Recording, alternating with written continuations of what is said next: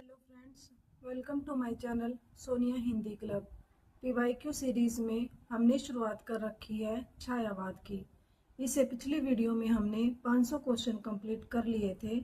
इस वीडियो में हम उससे आगे करेंगे। क्वेश्चन है, आचार्य रामचंद्र शुक्ल के इन कथनों को संबंध कवियों से सम्मिलित कीजिए। नीचे दिए गए कूट का प्रयोग करते हुए सही उत्तर को चुनिए। सूची 1 में पंक्तियां दे रखी हैं और सूची 2 में रचनाकार या फिर कवि दे रखे हैं। ए ऑप्शन है, अज्ञात प्रिय की ओर इशारा करने के अतिरिक्त इन्होंने जगत के अनेक प्रस्तुत रूपों और व्यापारों को भी अपनी सरल भावनाओं के रंग में देखा है। बी ऑप्शन है,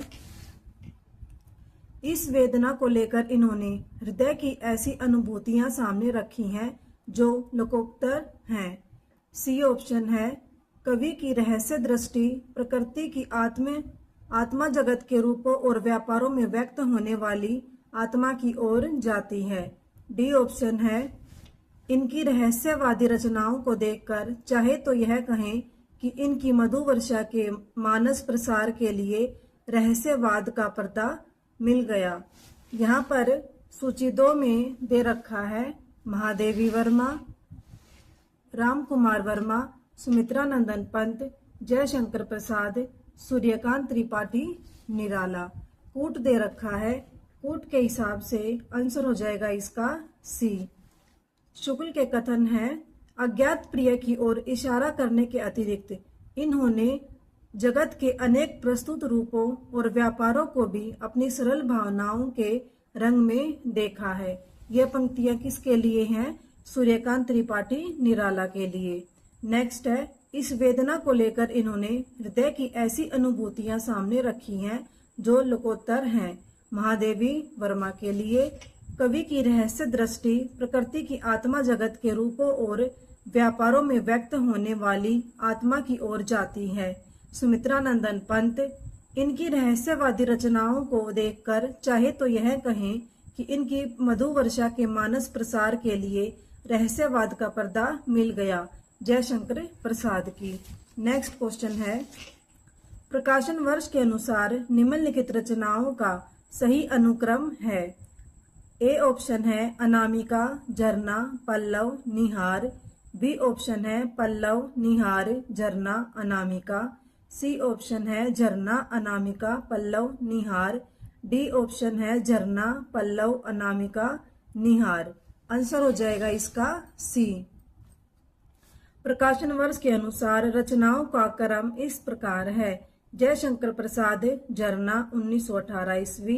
सूर्यकांत त्रिपाठी निराला, अनामिका 1923 ईस्वी। सुमित्रा नंदन पंत, पल्लव 1928 ईस्वी।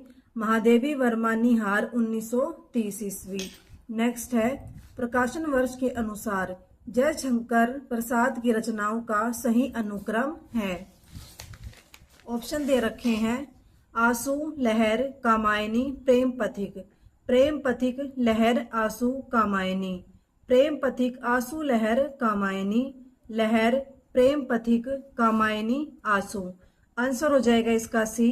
प्रेम पथिक, आंसू, लहर, कामायनी। प्रकाशन वर्ष के अनुसार जयशंकर प्रसाद की रचनाओं का सही क्रम इस प्रकार है। प्रेम पथिक 1914 ईस्वी। आंसू 1925 ईस्वी। लहर 1933 ईस्वी। कामायनी 1935 ईस्वी।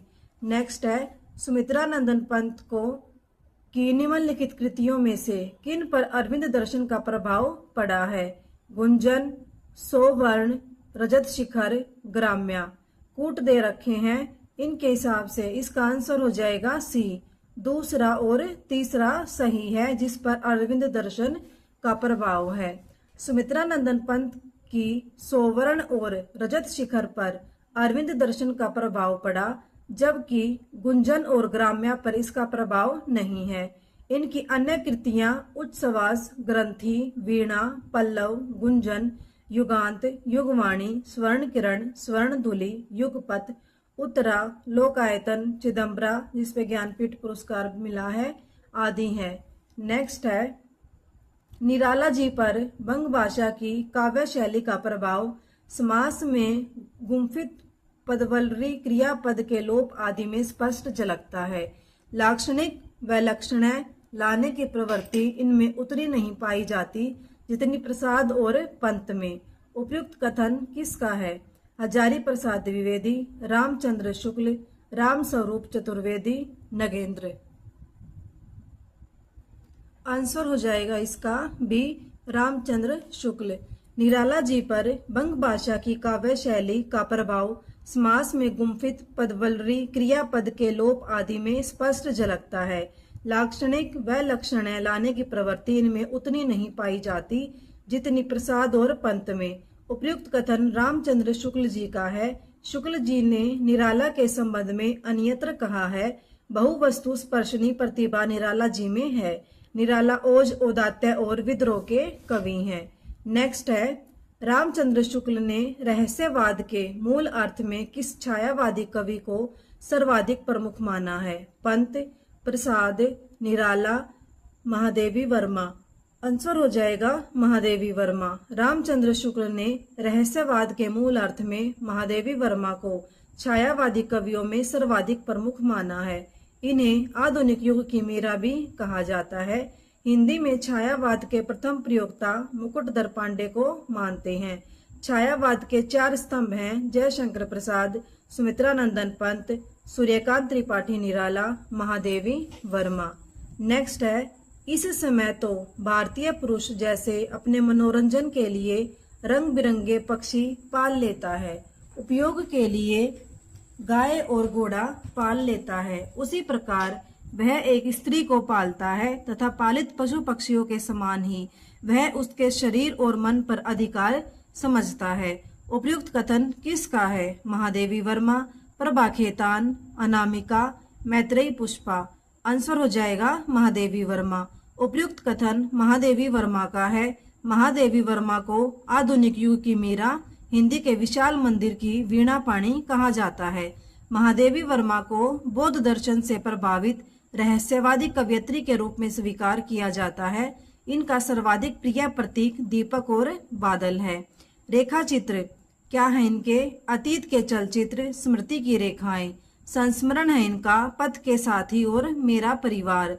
कविता संग्रह है निहार, रश्मि, नीरजा, सांध्य गीत, यामा।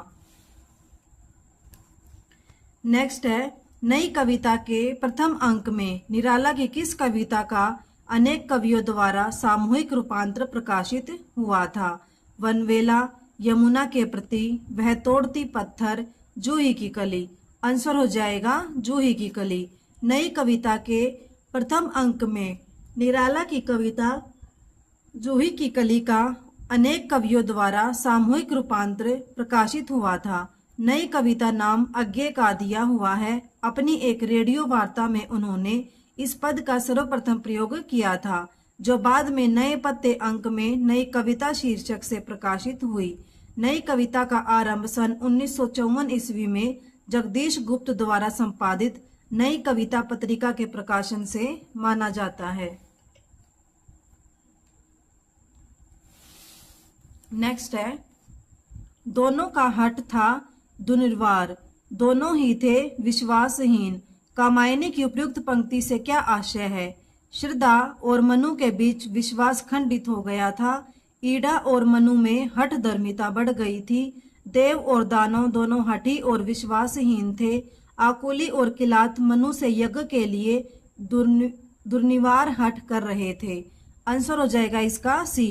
देव और दानव दोनों हठी और विश्वासहीन थे। दोनों का हठ था दुर्निवार, दोनों ही थे विश्वासहीन। कामायनी की उपयुक्त पंक्ति से आशय है देव और दानव दोनों हठी और विश्वासहीन थे। कामायनी छायावाद के पुरस्कर्ता जयशंकर प्रसाद का भाव प्रधान महाकाव्य है। कामायनी, जिसका प्रकाशन वर्ष 1935 ईस्वी है, मंगला प्रसाद पारितोषिक से पुरस्कृत रचना है।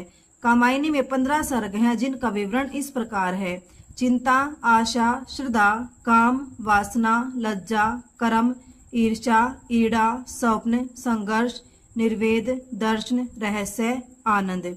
आचार्य शांति प्रिय द्विवेदी ने कामायनी को छायावाद का उपनिषद कहा है। नेक्स्ट है, मधुशाला काव्य के रचयिता कौन है? हरिवंश राय बच्चन, सुमित्रा नंदन पंत, अमिताभ बच्चन, शैल चतुर्वेदी। आंसर हो जाएगा इसका हरिवंश राय बच्चन। मधुशाला काव्य के रचयिता हरिवंश राय बच्चन जी हैं। हरिवंश राय बच्चन हालावाद के प्रवर्तक हैं तथा इनके द्वारा रचित मधुशाला, मधुबाला, मधुकलश को हालावाद का धर्म ग्रंथ कहा जाता है। सुमित्रा नंदन पंत को प्रकृति का सुकुमार कवि कहा जाता है। इनकी प्रमुख रचनाएं हैं ग्रंथि, गुंजन, ग्राम्या, युगांत, स्वर्ण किरण, स्वर्ण धूलि, कला और बूढ़ा चांद, लोकायतन, चिदम्बरा, सत्यकाम। यहाँ पर हमारे 510 क्वेश्चन कंप्लीट होते हैं। इससे आगे हम नेक्स्ट वीडियो में करेंगे। Thank you.